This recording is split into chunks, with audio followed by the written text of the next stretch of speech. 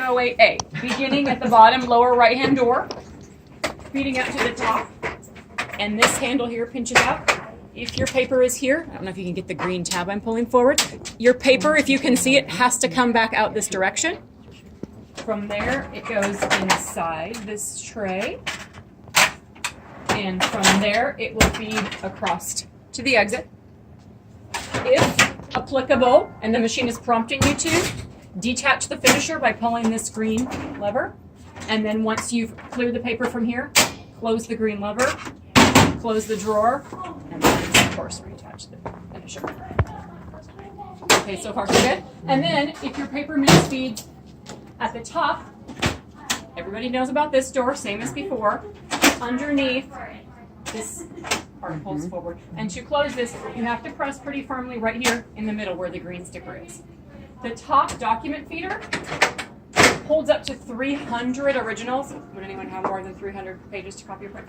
Also, if you have two-sided originals, this feeder will read the front and the back at the same time. So it's not going to turn it over and flip it over and bring it back around like you're used to on this model.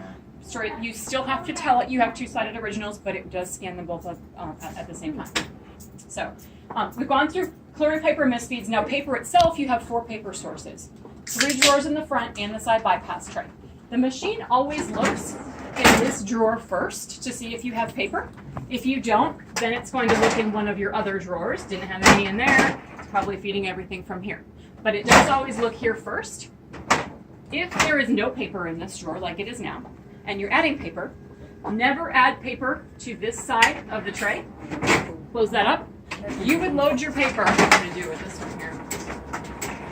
You would load your paper in this side, 2 reams, close the drawer, and then let the machine move the paper from the left over into the right side of the tray where it feeds from. So you will have less errors and paper issues in that drawer if you let the machine load the paper. Not that you're not all perfectly capable of it, but it just seems to work a lot better if you do it that way.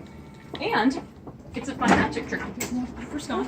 Add more paper. So the side bypass tray is typically used for cardstock. Do you use cardstock? Yes. Here in this group? Do you set the machine for thick paper when you use cardstock? No. Or do you just throw it in and hope it comes out okay? Yes. So, The second one.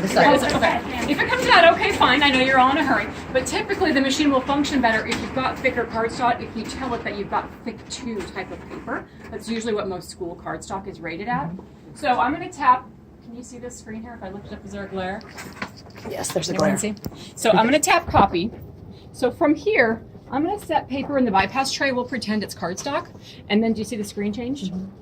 If we tap paper type in the lower left-hand corner, there are 4 different thickness levels of paper you can load in this machine, but just use thick 2. I'm sure from what you're using, that's all you have. So ideally, we would want you to choose thick 2.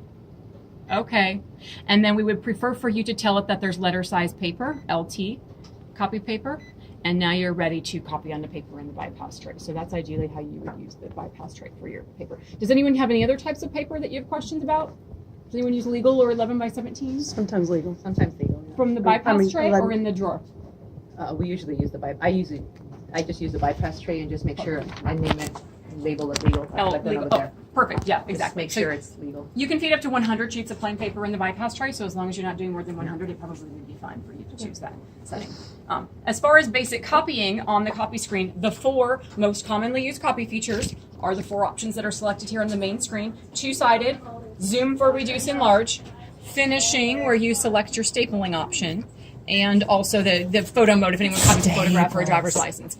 So does anyone have any questions about making 2-sided copies? That usually is pretty